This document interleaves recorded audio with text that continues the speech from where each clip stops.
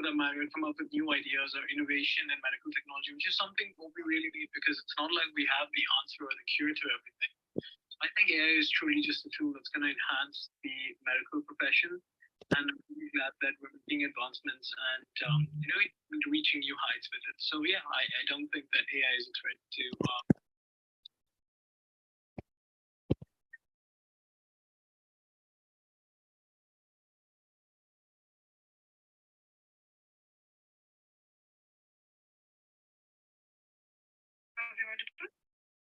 Hi, yes, we can hear you. Thank you so much.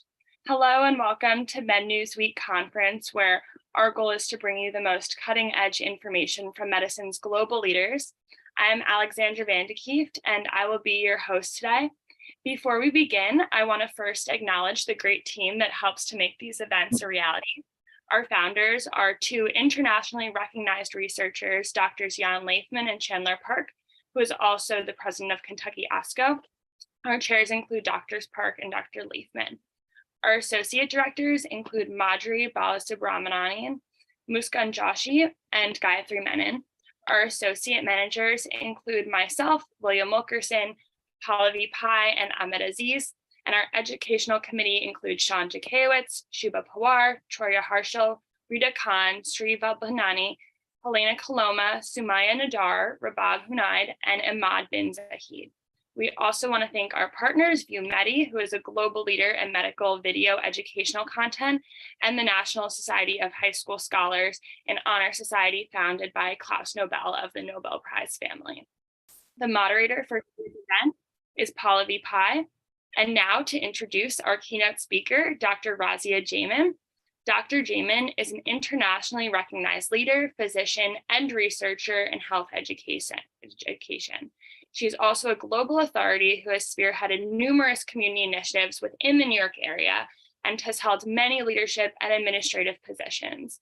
She is the recipient of numerous national and international awards, including the Southside Hospital Family Medicine Residency Teacher of the Year Award, the Excellence in Empowering Women Award, the NYMH Praise Card for Outstanding Patient Care, and she is an NYMH Healers Hall of Fame inductee, to name only but a few.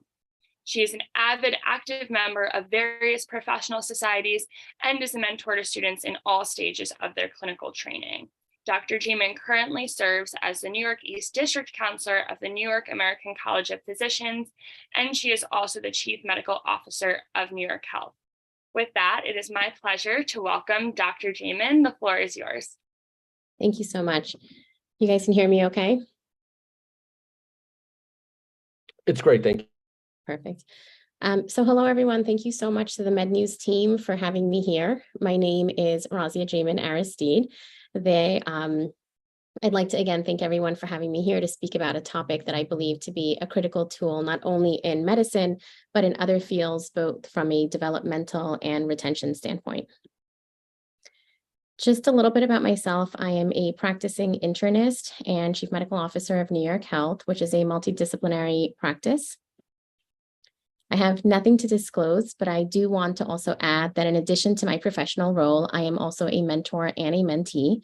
In full transparency, the most influential role I have in life is being a mother. And I think it is important to mention that because it wasn't until I established a mentor-mentee relationship that I was able to feel comfortable building my career with that role as a foundation. In this talk, I will be reviewing the history of mentorship, purpose, the evolution of mentorship over time in general, and some data in medicine as it pertains to mentorship, both within and outside of medicine. We will then roll up our sleeves and talk a little bit about where to get started, how to establish that relationship, identifying through reflection what your needs and non-negotiables are, and then utilizing that to create a timeline of goals. Goals can change with time, so we will also talk about what to do if there's a change of course. The word mentor has historical origins in Greek mythology, noted in an ancient Greek poem about 3,000 years ago. The concept of mentoring started with the character Mentor in Homer's Odyssey. In this story, Odysseus entrusted his son Telemachus to the care of Mentor, a trusted companion, when he went off to war. Telemachus was guided and advised by Mentor, and years later, we term the words mentor and mentoring. The ideology and practice of mentorship continued forward, and in 1978, David J. Levinson headed the publication of The Seasons of a Man's Life that stated mentorship is a critical relationship in one's life. According to him, mentorship is dependent on a mentor who is senior and more knowledgeable in the field the mentee is entering, successfully having completed the role of a teacher, model, advisor, and sponsor. As a one-slide refresher, if you notice in the beginning, this presentation is called Mentorship 102. So I wanted to give you a little refresher of Mentorship 101. We initially turned to mentorship for guidance only and with one particular goal in mind. So Mentorship 101 really talks about mentorship, how we establish mentors, the series of meetings that we have where knowledge is imparted on us, with or without the tool of reflection within that specific field. So Mentorship 102 has a few different subtle changes that have a broader impact in a mentee's life. So to go over the basics very quickly, mentorship itself is present to provide guidance by a mentor who is an experienced person in that company or educational institution. This is done over a period of time at the end of which there is a particular goal in mind.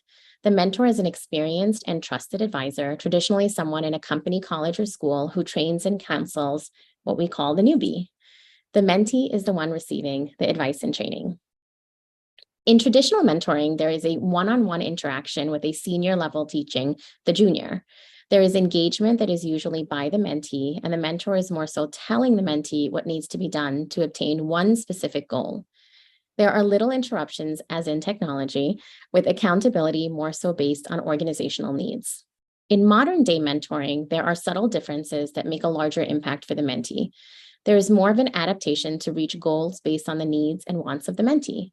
This can be done either formally or informally, and there is not just a specific field focus, it is beyond that. It is looking at what the mentee needs within that field and as a person overall.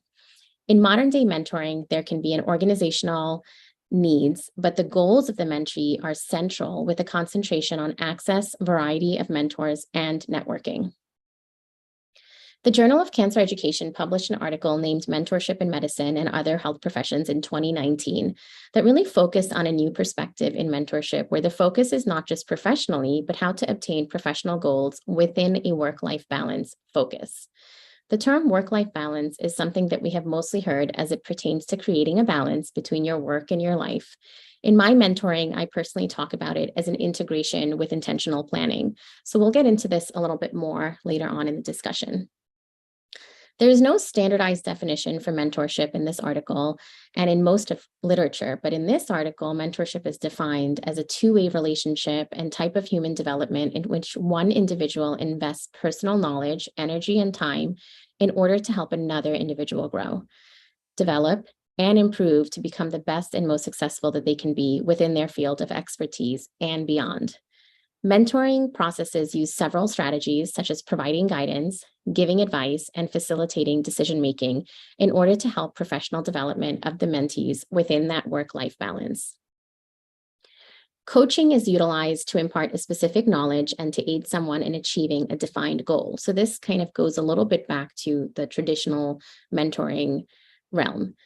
Role modeling is a demonstration of how to be, in other words, someone whose professional behaviors are mirrored by the mentee. So this is where mentoring has changed a little bit, where we as mentors are really asked to reflect and ensure that we are modeling what we want to see. So this is where we hone in on what kind of future do you want to be?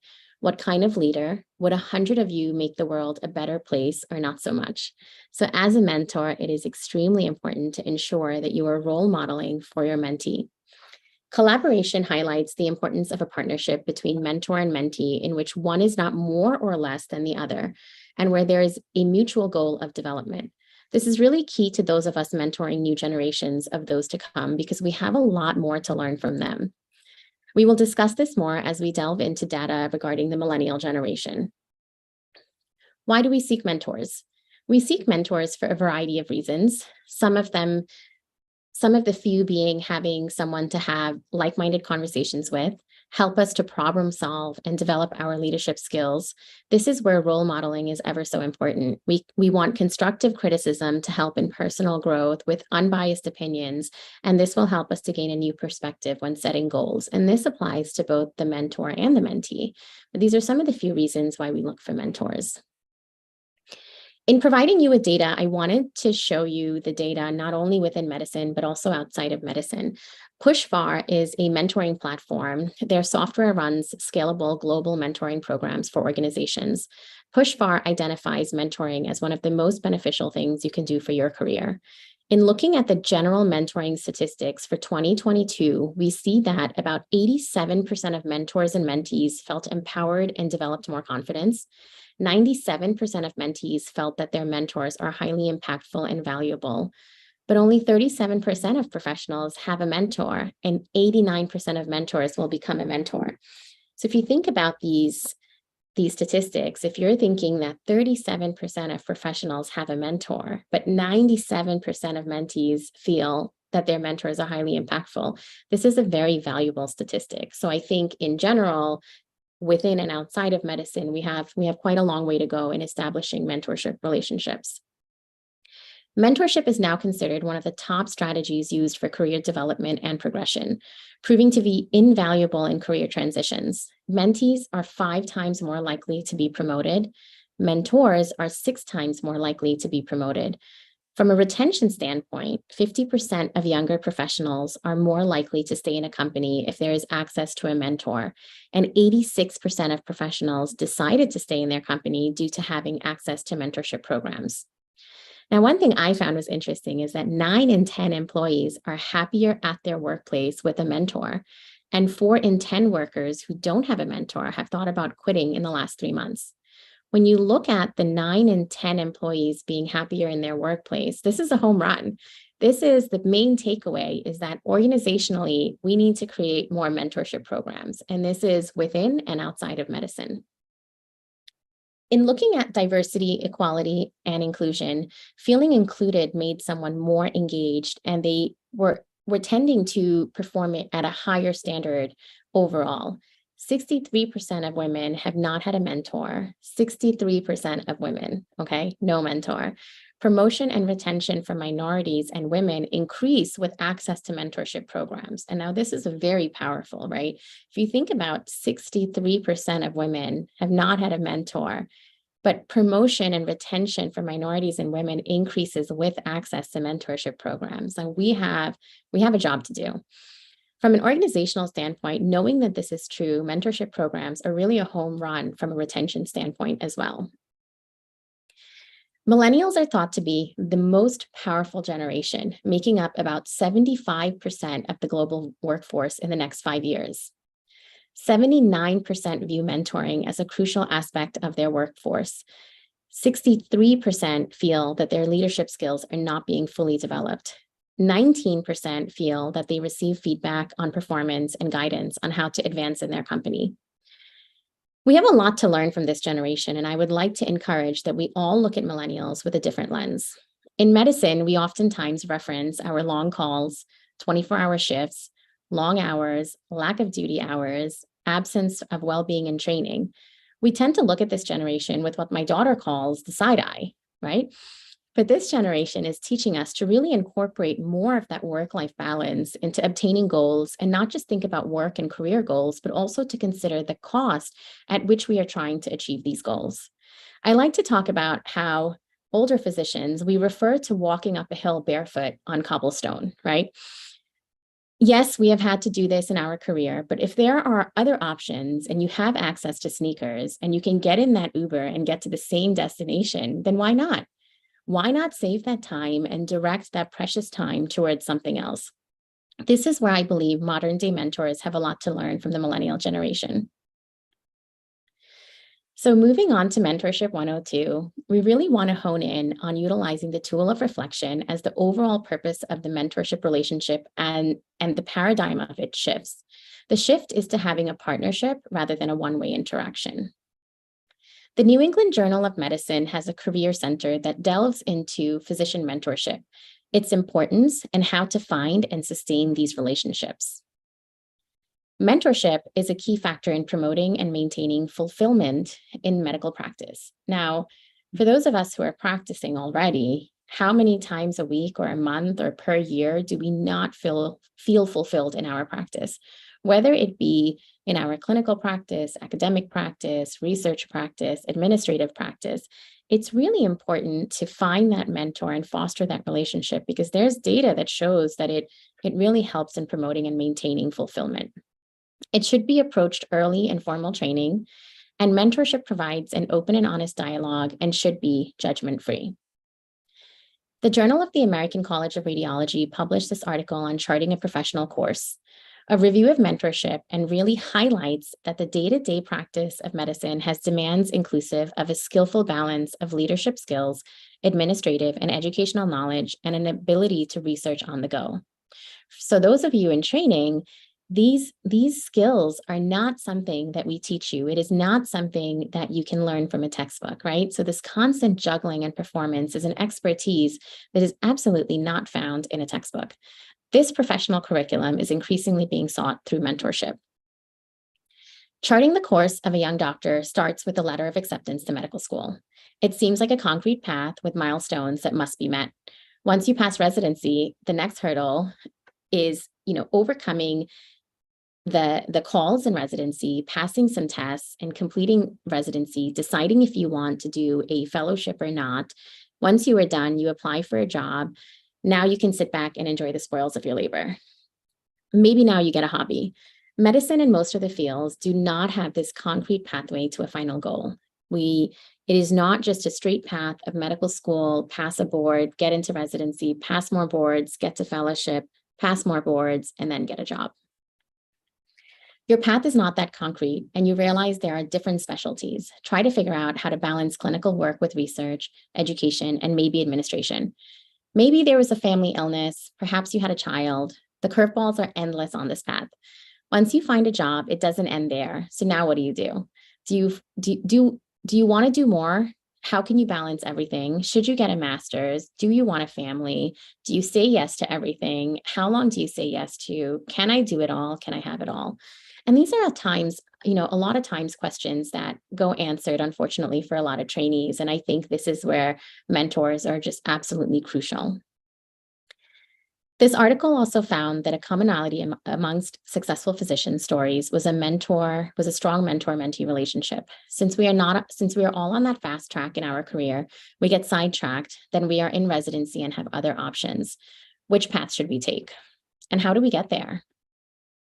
So I want to challenge everyone to look at mentorship a little bit differently and look at how it's evolved in the more mentee central aspect. So our mentees are now more central to this relationship, and we're putting them on a course with us to help make connections, but we're not just looking at that single goal for them to achieve. So if you think about, you hire someone for a job and you want them to get to a certain place, and you're going to give them 2 years to get there, and I'm going to mentor you till you get there. And so mentorship now is a little bit different, where, there may not necessarily be that two-year time slot. And we're not just looking at one goal, but we're looking at the whole person and how do we get this entire person to that goal. A systematic review done by the Yale School of Medicine and published in the Journal of the American Medical Association looked at 3,640 citations, finding 142 full text articles, of which 42 described 39 studies in mentoring. In this article, we found that less than 50% of medical students, and in some fields, less than 20% of faculty members had a mentor. Women perceived that they had more difficulty finding mentors than their male counterparts. So I look at this in two different paradigms, right? So our medical students, less than 50% have mentors. Medical school is where we are deciding which fields we may be interested in. What are we applying for? When do we do it? What do we need to build our resume? And less than 50% of medical students having that mentor is really a problem. And as a faculty member, does the need for a mentor stop when you're a faculty member? We've all gotten to that point where we say, hey, is this the right place for me? What do I want to do? Do I want to advance? Do I want to kick back? When do I want to advance? And these are all the reasons why, this article really is one of the major ones that I've found and really presents what the value is of mentorship, but what the problem is in medicine and mentorship. 5 studies from the same article detailed how the mentorship relationship was formed amongst 279 child adolescent psychiatrists. 42% had an assigned mentor, 31% requested a particular mentor, and 27% initiated the relationship on their own. So that's a little number, 27% initiating that relationship on their own. So I think there's a lot of work, not only that we have to do as mentors, but also mentees. 15 studies looked at the self-reported prevalence of mentoring in academic and health institutions. 19% of adolescent medicine faculty had a mentor. 93% of primary care research fellows had a mentor, which is wonderful. And 36% of MS3s and MS4s had a mentor. In general, mentors were described as the most important resource and support within the department. Mentors were also identified as important in not only professional, but also personal development.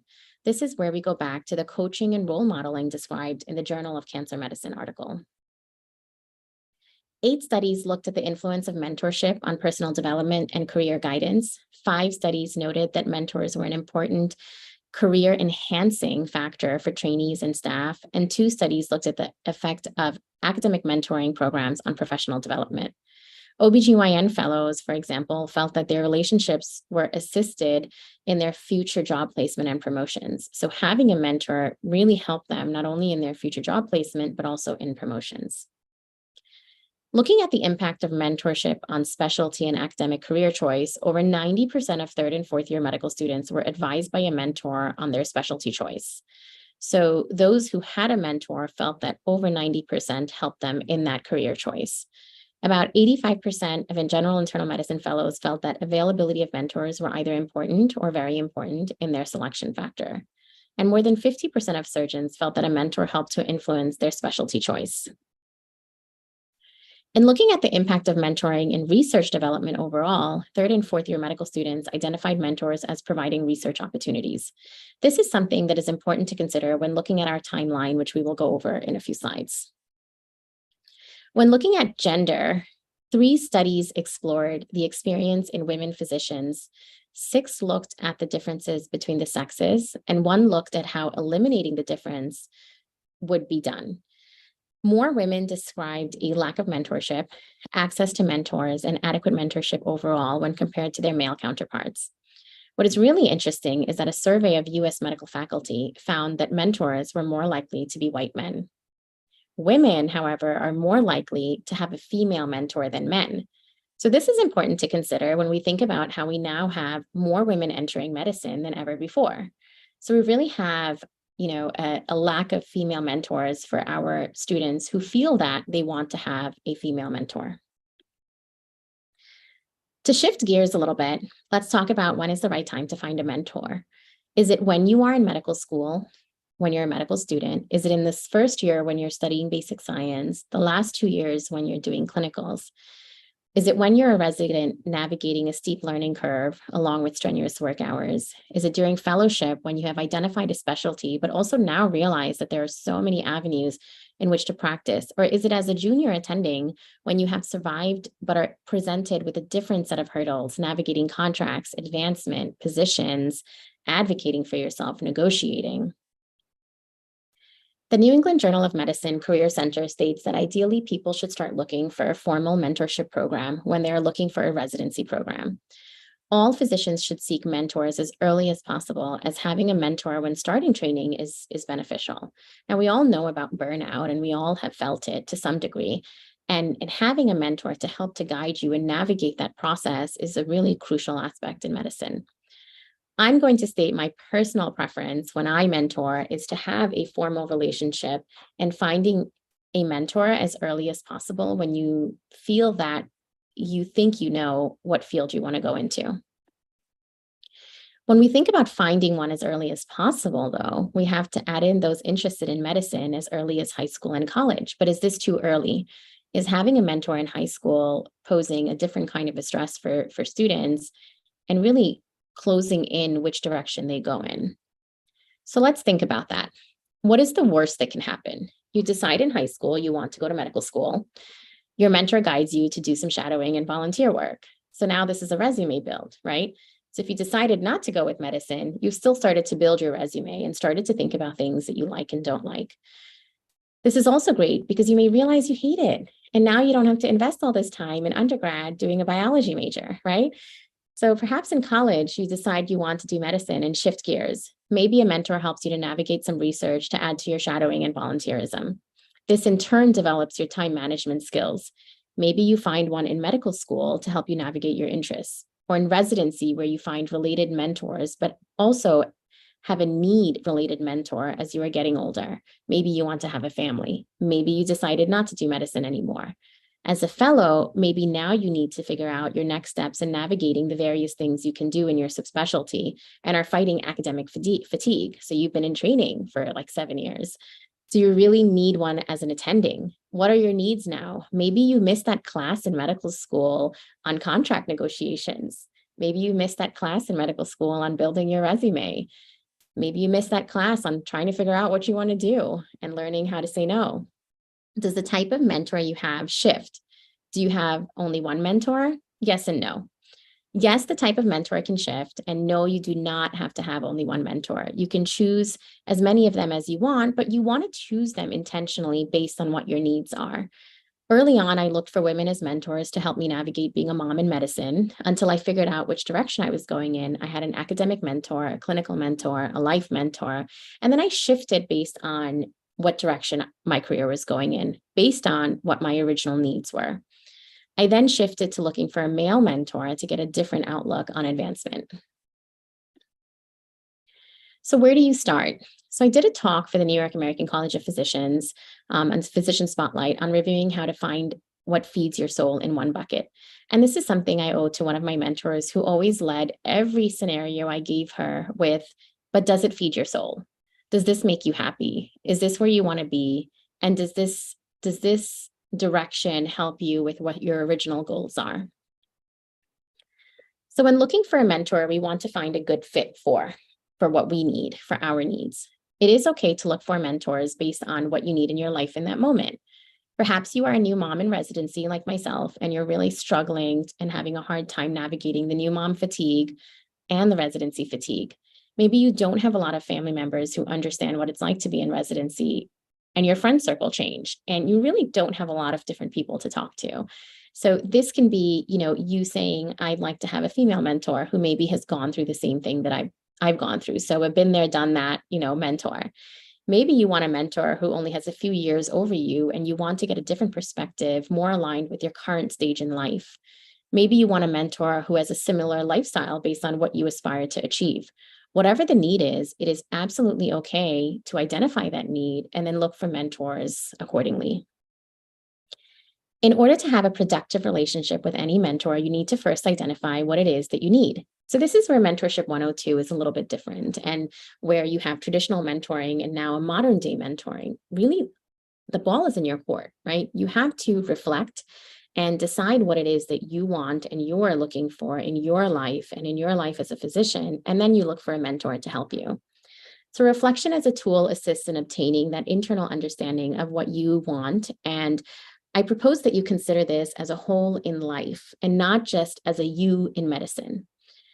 So when I talk to medical students about this, or anyone I mentor, when they're not so sure about what they want, I usually have them think about what bothers them the most at this time. Is there a fix? Is that fix reasonable? And what is the most important thing to them in this moment? And it does not have to be finishing medical school, going into residency. It's just, what is the most important thing to you in this moment in time? For example, at various stages in my career, when I thought about this, it has always been foundationally based on my role as a mother. Maybe I want to be able to drop my kids off in the evening. Maybe I want to make it to a school event. Maybe I want to be a class mom one semester. I need more time with them. Maybe I want to get home in time for their bath time routine. Maybe I want all my weekends off so I can take them to their sports activities. Whatever that is for you, you have to take a step back and identify that. And that should really be what anchors you in the other goals that you make. So in reflecting, you must give serious thought and consideration to a few things. Take a moment and think about what you need on a personal level. What makes you you, and what are your anchors? So what are your needs and your goals? And what do I mean by anchor? The one role in your life that you feel to be the most important is your anchor. So we talk about this little bucket, right? What feeds your soul and how can you feed your soul in one bucket? So if you think about yourself carrying 10 different buckets, this is not sustainable. And this is what leads the majority of the time to a lot of burnout, whether it be in medicine or outside of medicine. So one of the ways to start is to think about one bucket and all of your roles and the things that make you happy. So on this slide, I put a few different things, all the things that make me me and that make me happy and my different roles. And I tried to highlight a few different things. All of them have to fit in one bucket, but what are the ones that you need to be at the top of that bucket that you need ready access to? Which of those are the most important roles for you in this moment in your life? For me, generally a happy person, being a mom gives me the most joy, and I love health and wellness. So can I integrate some of these for time management purposes? Maybe I exercise with my kids. Maybe I do groceries with my teenager who I can teach how to read labels.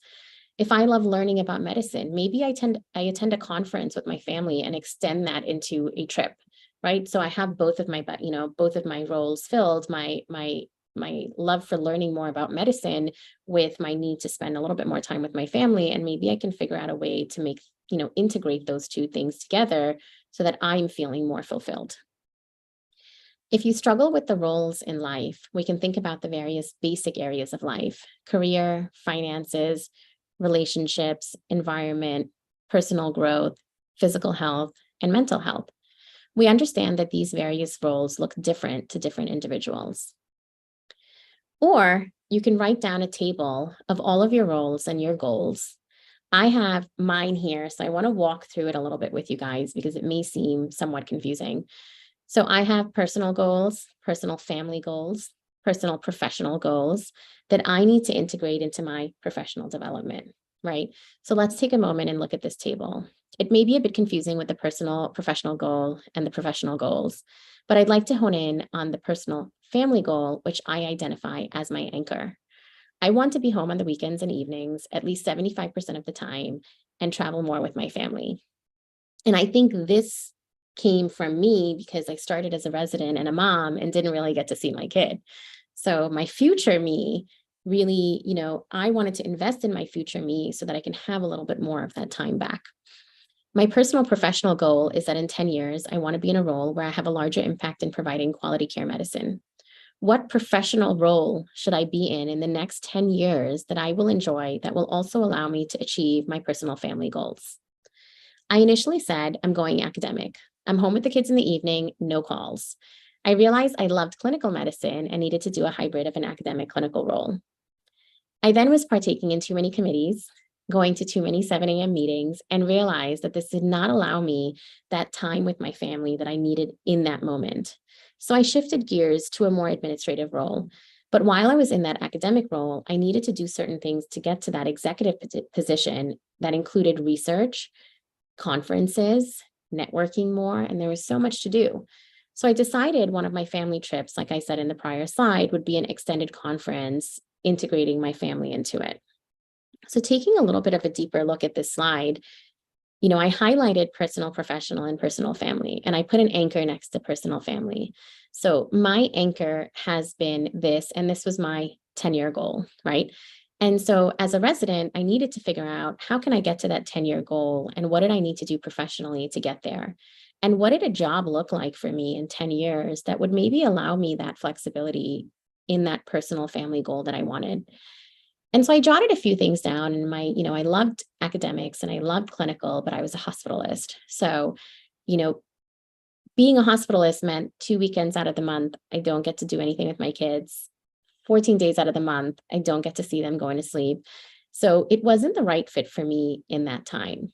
And so I always thought the academic realm was for me. And so I said, you know what, in 10 years, I'm going to be a dean. Like that's what I'm going to go for. And quickly realized that it's going to take a little bit more than what I had planned. And I really wasn't enjoying the academics as much as I thought I would. So I shifted gears to CMO. But either way, I knew that in 10 years, I needed to be in an executive leadership position that granted me a little bit of flexibility with my family. And so if I didn't know what that executive leadership role looked like, what do I need to do in order to build my resume to be appealing for that future executive leadership role? So we want to think when we draw a timeline into what is the most important anchor and your most important role for you. When you draw a timeline, this should be always done in pen, right? So your anchoring role should be done in pen and everything else is done in pencil. And this really never changes unless you decide to get a new piece of paper. So you want to think about what you need to do in the next 6 months, 1 year, 3 years, 5 years to get to that 10-year goal while focusing and not losing focus on that anchor. So we draw out our timeline, and I have a few different categories here, and I'm going to show you my timeline in a few slides. So you want to draw out your timeline with that anchor. So at the bottom left-hand side of the screen, you'll see personal family, and that's where I put my anchor picture. And in 10 years, what is my goal? And, it may seem vain to some people looking at that goal of having nights and weekends off, but remember that this was what I was aspiring to obtain as a resident who was a new mother. And the thing that bothered me the most at that time was not being able to see my kids that often. And so what can I do in the next 10 years in order to be more available for my family? So personal family has always been my anchor, and I have always wanted to have that time with my family. And realistically speaking, I know that in medicine, it's not going to happen 100% of the time, but what's a percentage that I'm comfortable with? So maybe it happens 75% of the time, and maybe most of the time I'm home on the weekends and the nights. And what does this leave me? So professionally now, where this leaves me is I'll only do one work-related event once a week, with limited exceptions. So the majority of the time, I am saying no to things that do not allow me to have that final goal. And again, I think a lot of this for me personally was having a kid in residency and really not having that time with her and not knowing what to do with it and having overwhelming guilt with no direction. So I started building my timeline of what I wanted to do from a personal family standpoint. If my 10-year goal is being more available to my family, what do I need to do professionally to get there that is enjoyable to me? So if I had a second anchor, or I could put down part of an anchor, my personal professional goals would be my next thing. So being a doctor is something that I love being, and I need to figure out how I can get there and what role that is enjoyable to me would also allow me to have my personal family goals and anchor those in place. This is going to be helpful for you to at least draw that timeline. And then you want to look in the 6 months, 3 year, 1 year, where do you want to be in your personal family goals? So if I draw that executive position and I say this executive position is going to allow me to be clinical and also have a better footprint in medicine or a stronger footprint in medicine to where I can affect quality care, what do I need to do? And I may not know what that role is, but what do I need to do professionally to get to that goal? And what I needed to do was I needed to build my resume, right? So I needed to make my resume more appealing for that future position in 10 years that would not only give me a sense of fulfillment, but would also allow me to have my personal family goals established. How can I integrate some of those and anchor them into my most coveted role, right? So we want to take a step back and identify, when you do this timeline, what do you need help with on your timeline? It's time to find a mentor. So if we go back to this section, we say, these are all the gaps that I have, but this is where I know I want to end up. So I have a lot of questions. So this is the time now to look for a mentor. So you have solidified a little bit of what you want, and now you need help understanding how to get there. But where do you find a mentor, right? Identify a professional home. So I've identified a few professional homes of my own, and I put one on here that isn't my own. But identify a professional home. And I think one of the things we mislead mentees on is, just get involved in everything, say yes to everything, go to every conference.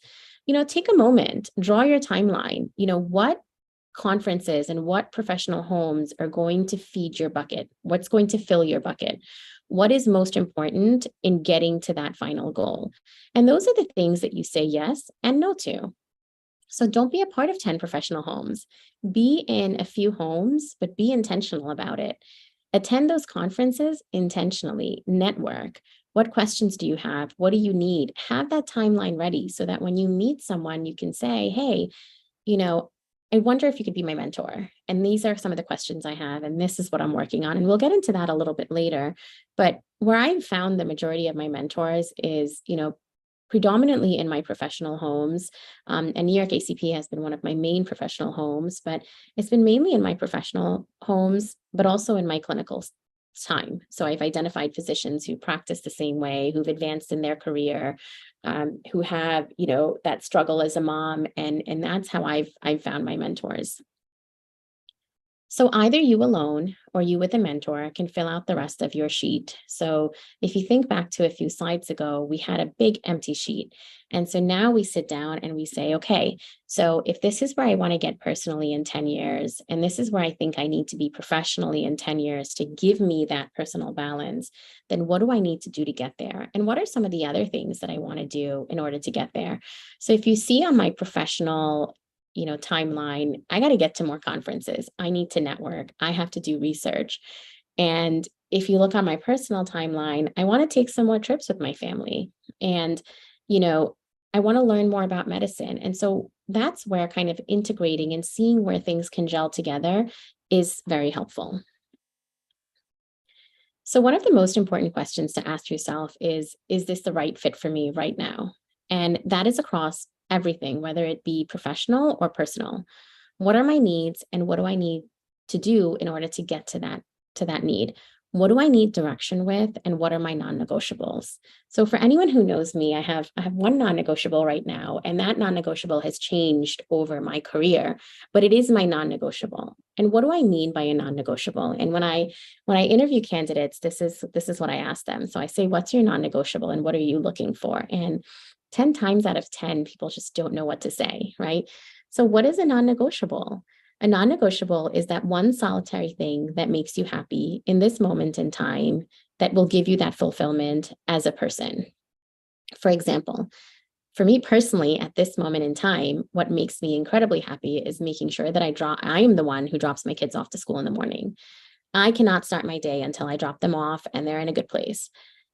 This is something that I've intentionally thought about what makes me happy. And so when I look for a job, this is something I get across. I cannot start until this time because this is my non-negotiable.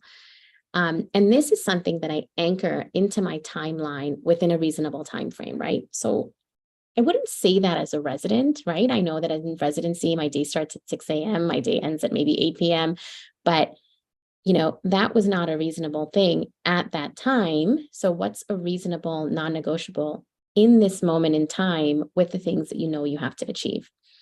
So what does this look like for you? Maybe yours is that you want to get another degree. Maybe yours is that you need to travel every June. Whatever it is, you identify it and you blanket that and you label that as your non-negotiable. And you build that into your timeline and you set that as your anchor. So Never Split the Difference was written by Chris Voss, and it aims to provide a comprehensive guide to negotiating theory and strategy, giving you the tools you need to negotiate successfully. Voss's thesis is that good negotiation happens on the emotional level of the brain, not the rational one. Now, why do I talk about this? Because when you have a non-negotiable, you're going to have to do some negotiation, right? So this is my non-negotiable, and this is what I'm willing to do to get there, and this is what I need in my current job. And where a mentor is helpful is where they can say, hey, you know what, this is not so much of a reasonable non-negotiable as a fellow. Maybe this is what you do, and let's aim to get this as your non-negotiable for another time. The New England Journal of Medicine Career Center talks about connection and mentorship, and it doesn't necessarily have to be done going out and looking for a mentor. You can just find someone you admire and ask for advice. In my opinion, what I've noticed that intentionally forming relationship and asking for that feedback and asking for that mentorship relationship is a better way to go. And I say this because there's now an internal desire to help that person, right? As a mentor and this person who's asked for your guidance. And, when you really are in a crunch and you need that mentor to help you to make decisions, whether it be a career decision or a personal decision, having an informal relationship may not help you in that moment. So why not formalize that relationship and make the most of it? So you found a mentor. What do you do next? So again, my recommendation is to formalize that relationship, get to know them, confirm that this is the mentor you want or need, and go ahead and ask. In asking, however, understand that no one wants to inherently do more. We all struggle in medicine to say no and to do less. Outline what you need help with, offer to be the one who does the work in creating meetings, going over how often you would like to meet, see if this works for your potential mentor, identify meeting places, and think about how you want this relationship to last. You have to do some aside parallel work on your own. So early on in our career, we are told to say yes to everything. The problem with that is that we end up not knowing when to say no, right? And we blindly say yes to everything. And, I'm a culprit for that too. And then we find that we're a part of 20 different committees that, again, is really not getting us to our final goal. And this is where drawing your timeline is really helpful. Yes, you do say yes in the beginning, but drawing out your timeline will help you to hone in on what you need to say no to. So if your goals have nothing to do with research, maybe you say yes to helping with one research project. And if you like it, great. But if you don't need to add any more research projects. You don't need to do it again. You need to concentrate on the things that will get you to your goal. When is the right time to start saying no? It's really very simple. When you know that the fit is not for you, what doesn't fit in your timeline is not something you want to say yes to. It's not filling your bucket. It's not feeding your soul. You don't say yes to it. If the ultimate plan does not feed your soul, you don't do it. Also realize that medicine is not just the clinical delivery of patient care. There are many ways to have an impact on healthcare, and no one in the world can fault you for you identifying what your non-negotiables are, inside and outside of medicine. Have you changed your mind? That's okay. Take a step back and ask yourself what worked. So for me, I thought my entire career was going to be all academic. And then I realized that academic was just not for me. So did I make a mistake and did I waste my time? Absolutely not. I had an executive leadership role in mind, and I started to build my resume accordingly. But now that I know it's not academic, I'm going to say no to the research stuff.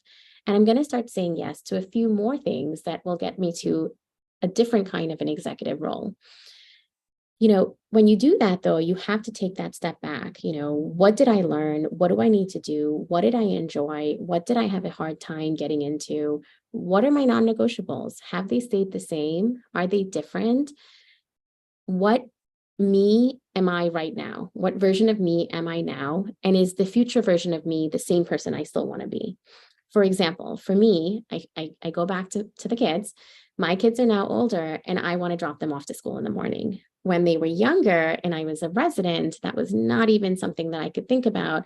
So I adjusted to say, I want to build what I need to build based on having some evenings off, right? So for me, right now in my career, that is my non-negotiable. And either the job fits into that non-negotiable or I go and I find a different path. But the moment that I see that my non-negotiable is not being centered, then it's my responsibility to change my path. So I want you to see what my timeline looked like when I was a resident. And so I have a little bit of a different timeline. I've turned this, I've torn this paper up and changed it multiple times, but what I've always had in pen is my personal family goal.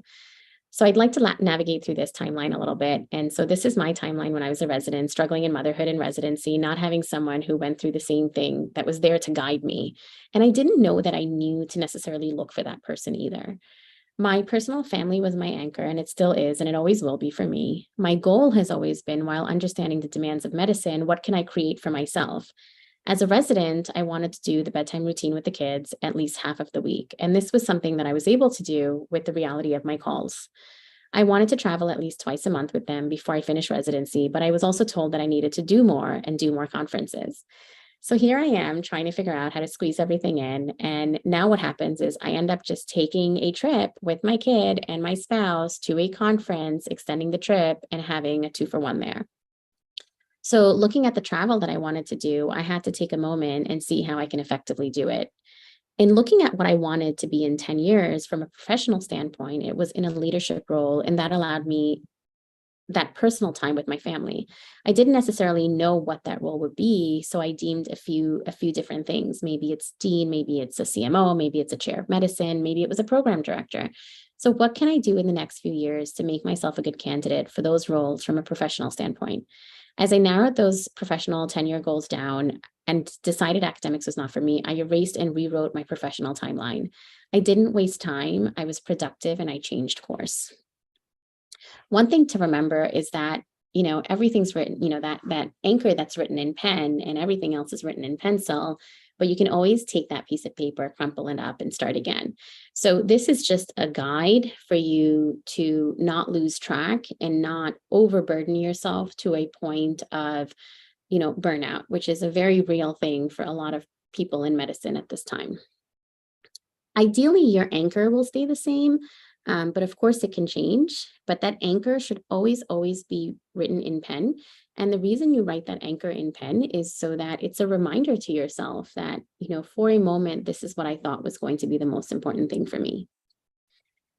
So finally, you're a mentee, you have a mentor. Let's review some basics of being a mentee. So here's the professionalism standpoint, right? In medicine, we're always told you answer your emails every 24 hours, you check your labs, you do this, you do that. As a mentee, what are some of those checks to check off, right? So my suggestion is to always make it a formal relationship. You're intentionally looking for a mentor, not just any mentor, a mentor that fits to what you need in that moment.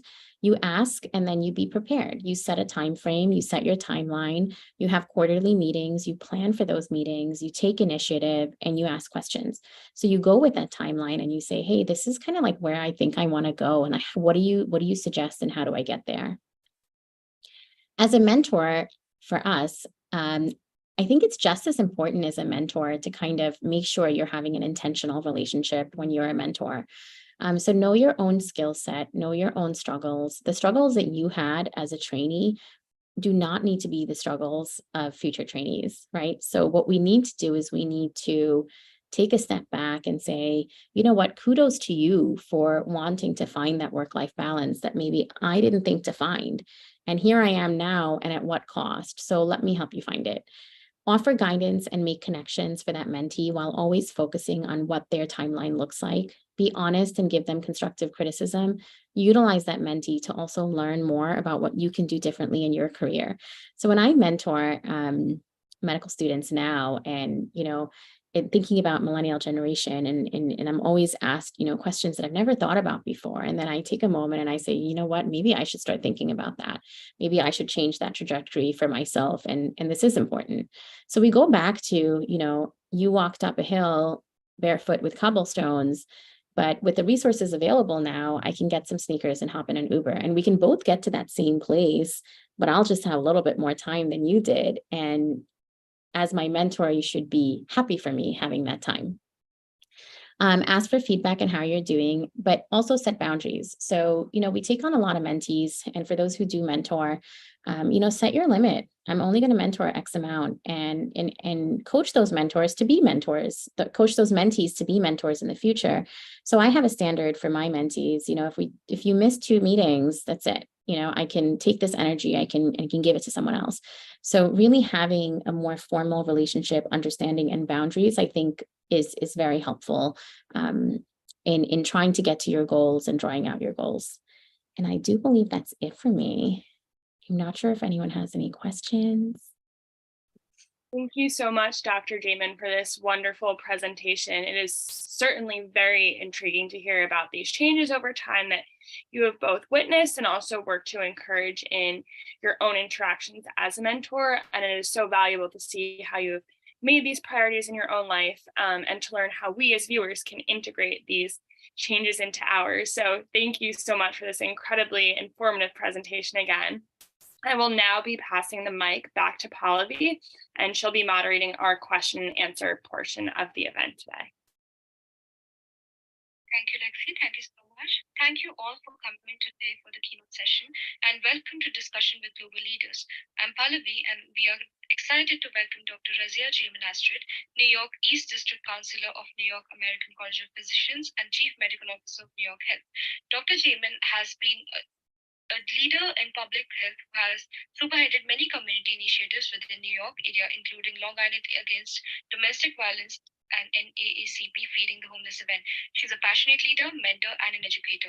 We have received a lot of questions, and we'll do our best to get through all of them in the time that we have with you.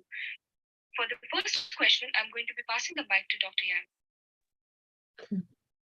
Thank you so much, Dr. Jayman, for that amazing presentation. It truly captured the importance of mentorship and how one should think about this really important endeavor. We're very grateful that you took the time to speak to our audience and really highlight how you think about it.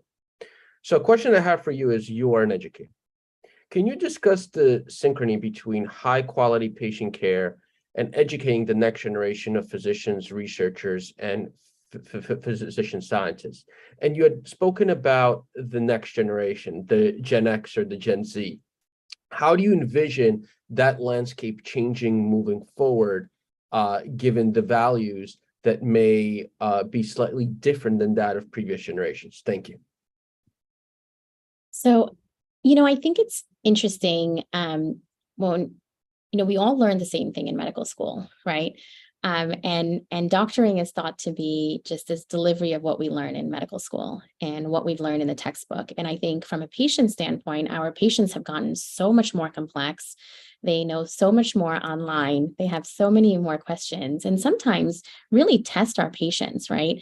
And so if you think about that, when you're delivering high quality care, then you think about the other realm where maybe you had a really bad day, maybe you suffered a loss in your family, maybe you were up all night with your kids at home, and maybe you're just not in that right mindset. And I really believe that, not being in the right mindset does not allow you to provide that high quality care. High quality care is not just taking what you learn in a textbook and spitting it out via orders in your EMR. High quality care is how you do that, how you interact with your patient, making them feel comfortable for those discussions, and then putting all of that together, right? So it all kind of dials back down to empathy and humanism and treating your patient as you would your own family member. But if you don't have that guidance, from your educators and from your mentors and your faculty, then it's very easy to slip into just providing that textbook, you have pneumonia and this is what you need care, right? The next step is, you have pneumonia. How did we get here? What can you do differently? What questions do you have for me? How does this affect you, right? And that's where I think medicine is going and should continue to go, right? We're not just thinking about 1 and 1 is 2. We're thinking about why is, which one and which one makes that 2, right? And how is it completely all together? So I'll give you an example from a clinical standpoint. We have a patient with a stroke and maybe they have a right-sided deficit. And here I am, day 3, I'm discharging the patient, right? The patient can move along with the cane, but how does this affect the patient? Can they go back to work? What does their financials look like? Do they have a support system? Are they going to now get depressed and come back because they've lost a significant amount of weight? And that extra thought process is where we need to be better as educators for that next generation. Thank you. I'm not sure if I answered your question because it was a very big question. No, it was great. It was great. Thank you so much. Really appreciate it.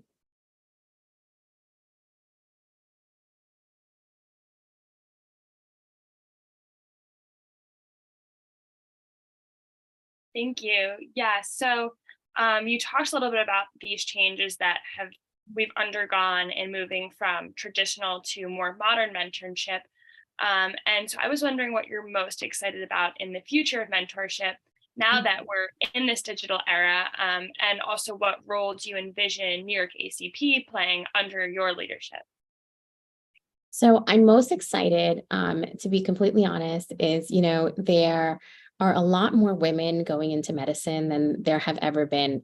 And in my role professionally now, I'm most excited about creating opportunities for other women and understanding what those opportunities look like for women in the multiple roles that they play.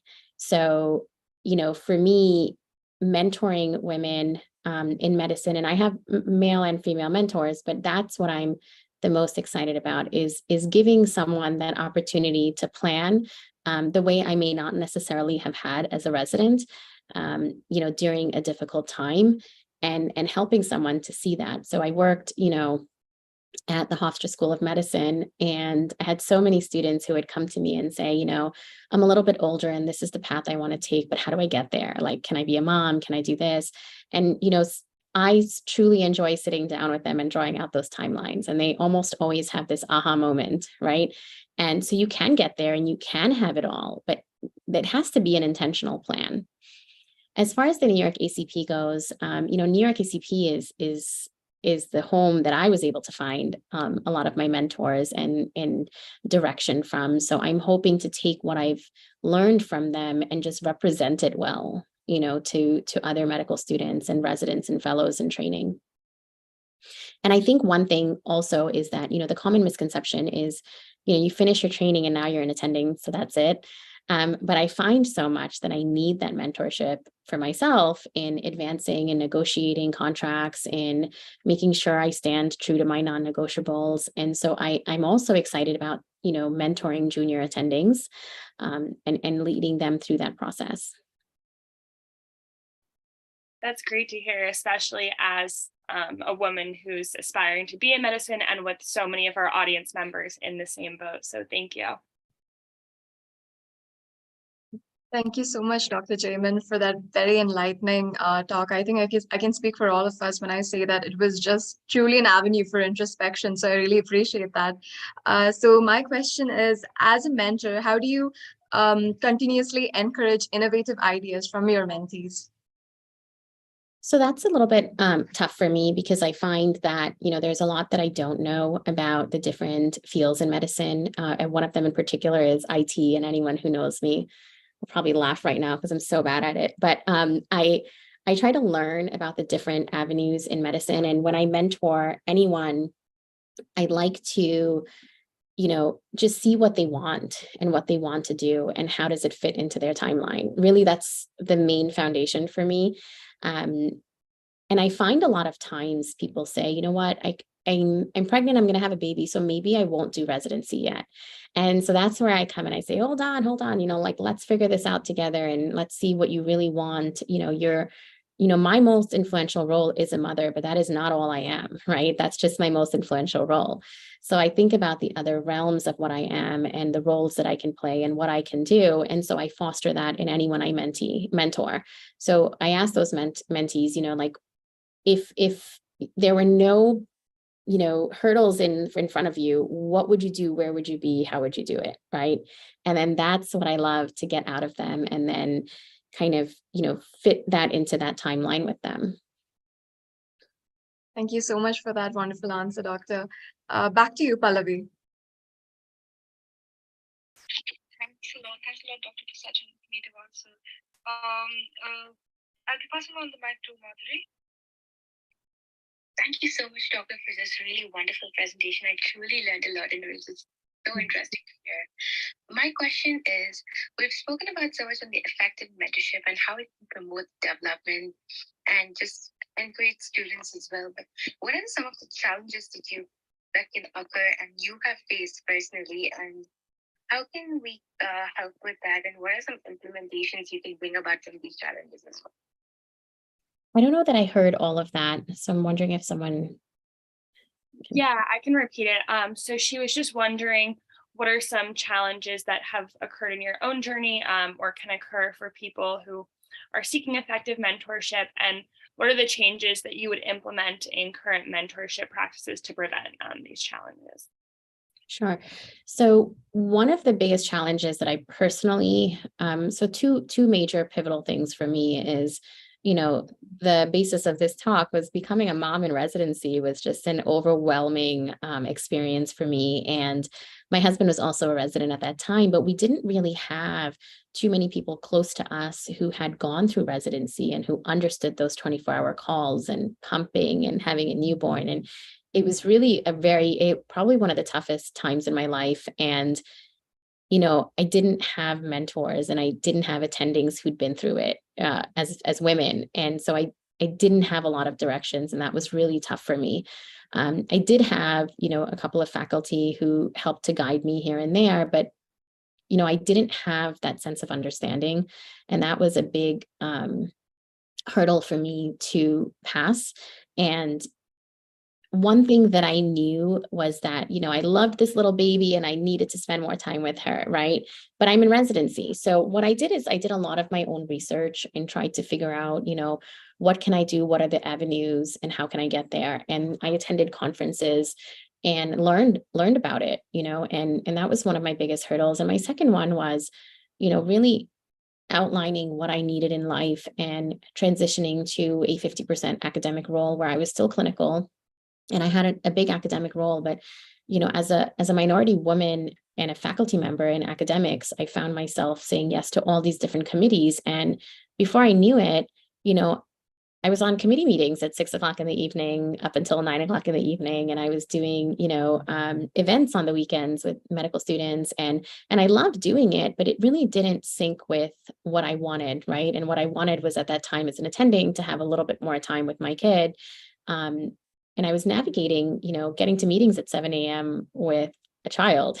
And it just, kind of dawned on me that just was not, I started off going into a role that I thought would give me what I needed. And I realized it was not. So that was a tough hurdle for me because I built a lot of my career in academics. And to then take a step back and say, okay, it doesn't have to be an academic leadership role. Maybe it could be a different type of a leadership role. And I don't know what that is, but how can I get there? And at that time, I decided, you know what, maybe I'll get my master's in education, and maybe I'll do a couple of community outreach projects. And out of that came actually a wonderful community outreach project where I got a team of physicians together and we would actually do community outreach with our children. And so that kind of filled my bucket and my soul, and it fed my soul at that time because I was able to find a way to get around that next hurdle. So, I think in mentorship in general, one thing that we all need to do better is just talk about it more, right? Talk about mentorship and why it's needed. And that's why I was so happy to do this presentation because, you saw in the beginning that less than 50% of medical students have mentors. And I'm just baffled by that because medical school is such a mental, big hurdle to get through, and residency is the same, and you need that guidance. So I would love to have more organizations, both medical and non-medical, really start their own mentorship programs, and it's not about just training to where you need to get, but it's training as an overall person. So that's where I'm hoping mentorship would go, in just talking about it more and building it more. And from a mentee standpoint, I would love for people who feel like they need a mentor to just get out there and ask for one. That's where I don't necessarily agree that it could be informal.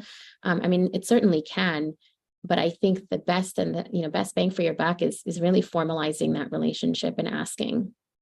I think we're all too scared to ask for things, right? So just finding someone that you think, wow, this would be a great mentor for me. Like, would you be able to mentor me, and having that open discussion.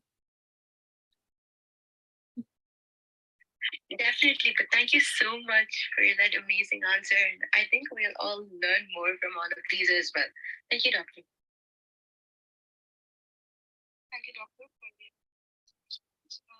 moving on. Gabrielle, do you have a question? Hello, Dr. Jayman. First of all, thank you for sharing your knowledge with us. Our presentation was really amazing.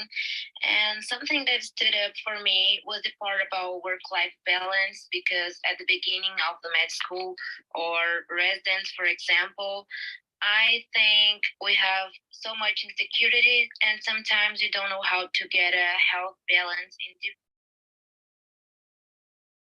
potential in these moments, in my opinion.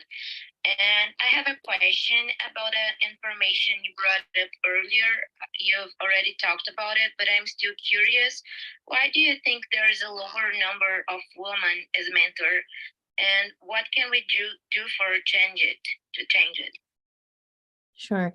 So, I mean, I think one of the biggest reasons why we have less women as mentors is because we've had, not as many women in medicine as we do today, right? And I do sincerely think that, the women who are available to mentor just, we're all struggling with, how to get to where we want to go and how to survive day to day. And learning how to do that integration is tough. And I think part of it is that maybe they're just not asked to be a mentor, right? And I think it's two sides to it. As mentees, we're not really asking, and as potential mentors, we too are struggling. So I think a big part of it is just availability of mentors in general, whether it be male or female. And for those women mentors or potential female mentors to look for mentors themselves and really see the value in it so that they can in turn be mentors for new people in medicine. I think that's where that biggest hurdle is. But, keeping in mind, and this is something that I talk about with my company, is that, there's been more women in medicine in the last few years than ever before, and this number is going to keep going up. So it's in all of our interests to really figure out what these women need and build programs accordingly, right? So maybe, I remember interviewing for a job where it was, a clinical job, and the time is 8 to 6, right? So I'm like, 8 to 6, I won't see my kids in the morning and I'm not going to see them after school. So 8 to 6 is ridiculous. So, what we are trying in our company is, seeing really like, what do you need? What do you need in your life to make you happy? And how can we build a schedule for you? So we work with women who say, maybe one day I want to drop my kid. One day I want to pick up my kid. One day my husband's working and I'd like to be home. So, okay, let's talk about a 4-day work schedule. And how about your 11 to 7 on Monday and 7 to 3 on Tuesday? So one day you can drop, one day you can pick up. And I think that's where, hopefully everyone else will trend to move to is really, the work has to be done, but how can we be flexible on when it's getting done?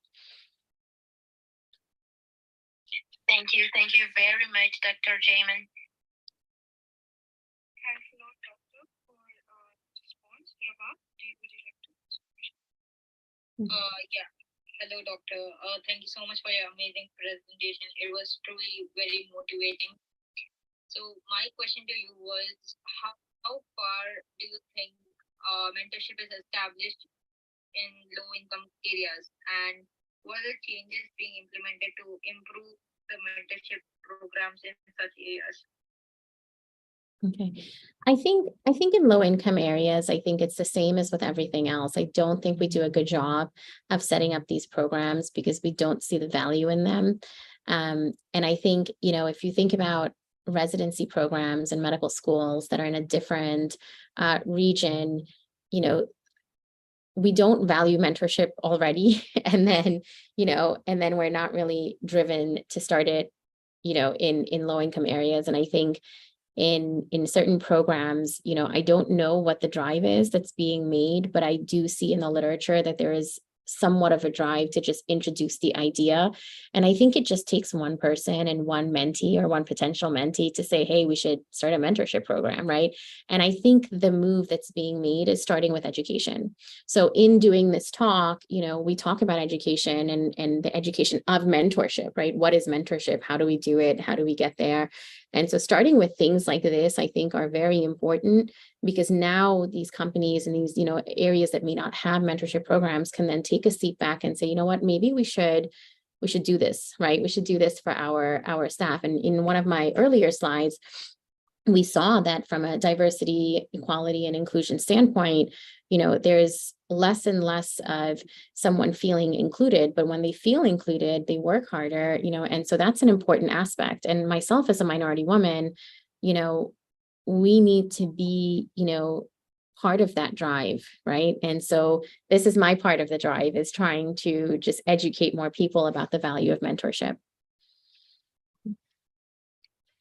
Thank you, Doctor. That was really motivating. Thank you a lot. Thank you so much, Doctor. As informative and inspiring this session has been, unfortunately, we'll be asking our last question of the day, passing the mic over to Soumya. Yes, thank you so much, Doctor, for such an amazing presentation. It was so interesting to hear your perspective on mentorship. So this question is something that I've been personally curious about. So when I was doing my observership a couple of months ago, the doctor in charge was the one who single-handedly, inspired me to go for internal medicine. So similarly, is there any particular person or any particular incident which inspired you to do mentorship? I'm going to say the single person is my daughter because, I think I needed that mentorship as a resident and I don't think I had it. And so I sought it for myself and it has made such a huge impact for me.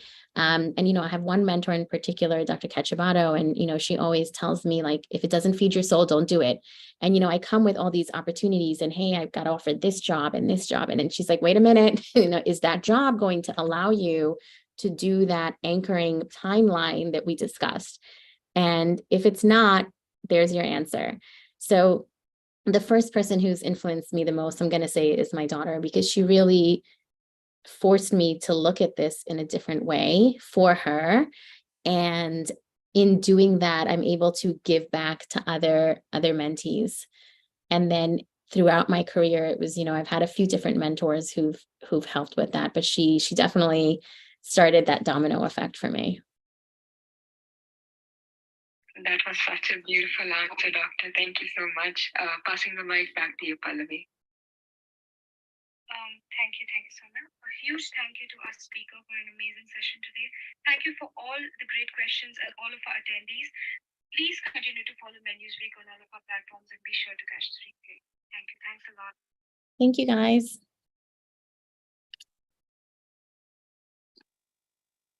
Okay, we can wrap up our